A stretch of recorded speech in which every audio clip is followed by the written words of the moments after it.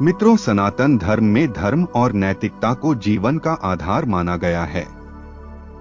भगवान शिव, जिन्हें धर्म का संरक्षक माना जाता है, अपने भक्तों को सदैव सत्य और धर्म के मार्ग पर चलने की शिक्षा देते हैं।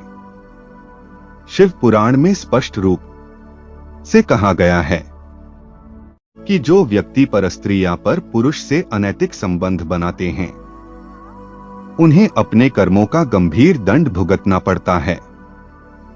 आज हम इस विषय को एक प्रेरणादायक कहानी के माध्यम से समझेंगे। बहुत समय पहले की बात है। विजय नाम का एक आदमी भगवान शिव का बहुतर बड़ा भक्त था। वह हर दिन शिवलिंग की पूजा करता और शाम सदाशिव कर जाप करता था। विजय अपने परिवार के साथ सुखी जीवन व्यतीत कर रहा था, लेकिन विजय के मन में धीरे धीरे लालच और वासना ने जगह बना ली। व्यापार के सिलसिले में विजय का एक महिला से परिचय हुआ। वह महिला विवाहित थी, लेकिन विजय ने अपनी इच्छाओं को नियंत्रित नहीं किया और उसके साथ अनैतिक संबंध बनाने की कोशिश की। कुछ समय बाद विजय के जीवन में समस्याएं शुरू हो गई। उसका व्यापार डूबने लगा, उसका परिवार उससे दूर हो गया और उसे हर जगह अपमान सहना पड़ा। विजय ने समझ नहीं पाया कि उसके जीवन में अचानक इतनी परेशानियां क्यों आ रही हैं। एक दिन विजय ने भगवान शिव से प्रार्थना की। उसने कहा, हे महादेव, मैंने हमेशा आपकी भक्ति की है, फिर मेरे जीवन में इतनी समस्याएं क्यों हैं? कृपया मुझे इसका कारण बताइए। विजय की सच्ची प्रार्थना से प्रसन्न होकर भगवान शिव प्रकट हुए और उन्होंने कहा, वत्स, तुम्हारी परेशानियां तुम्हारे कर्मों का परिणाम है। तुमने धर्म और नैतिकता का पालन नहीं किया और परस्त्री के साथ अनैतिक संबंध बनाने का प्रयास किया।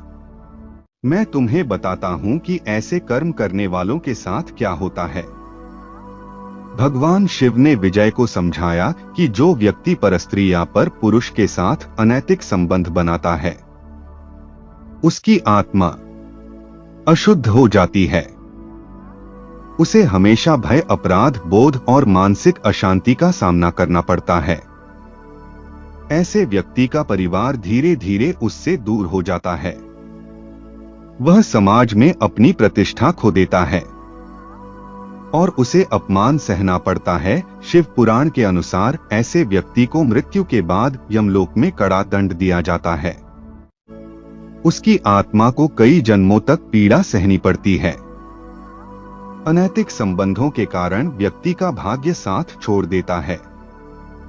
उसका हर काम विफल होने लगता है और वह अपने जीवन में दुखों का सामना करता है। भगवान शिव के उपदेश सुनने के बाद विजय को अपनी गलती का एहसास हुआ। उसने तुरंत अपने गलत कर्मों को छोड़ने का निर्णय लिया।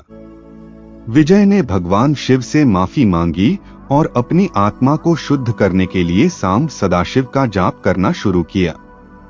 विजय ने अपने परिवार के साथ समय बिताना शुरू किया, अपने कर्मों को सुधारने का प्रयास किया और जरूरतमंदों की सेवा में अपना जीवन समर्पित कर दिया।